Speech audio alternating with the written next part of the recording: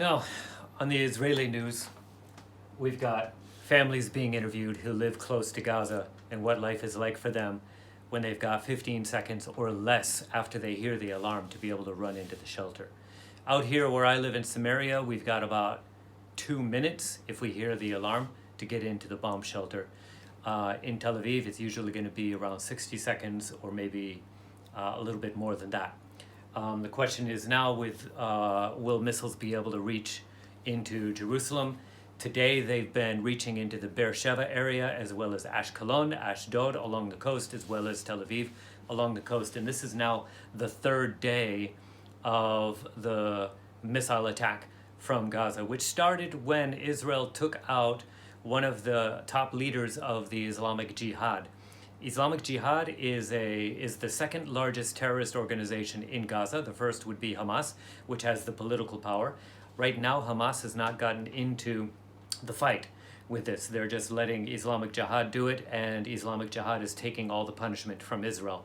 So what happened is that Israel did a surgical strike assassination against the leader of Islamic Jihad, even though family members were in the same house where he was on the balcony. He was the only one that was killed in this assassination.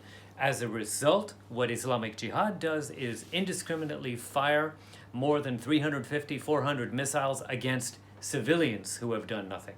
So there's that whole philosophical argument about that, but let's just lay that aside right now. As of this morning, about 102 of those had landed in the sea. About 94 of those had landed in Gaza.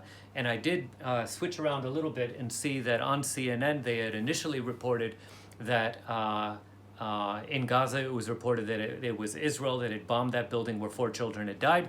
But Israel explained that they had not had any operations at all in that area of Gaza or at that time.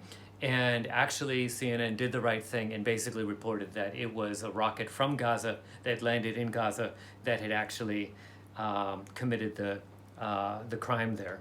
So out of 94 rockets that were aimed at Israel that actually landed in Gaza, that's to be expected. So that's one of the things that happens there. Speaking with my landlord this morning, she was basically in shock, saying that it's very, very strange how oddly things can change from one day to the next. A few days ago, she's with her daughter doing a museum in Jerusalem and setting up a display there for a museum.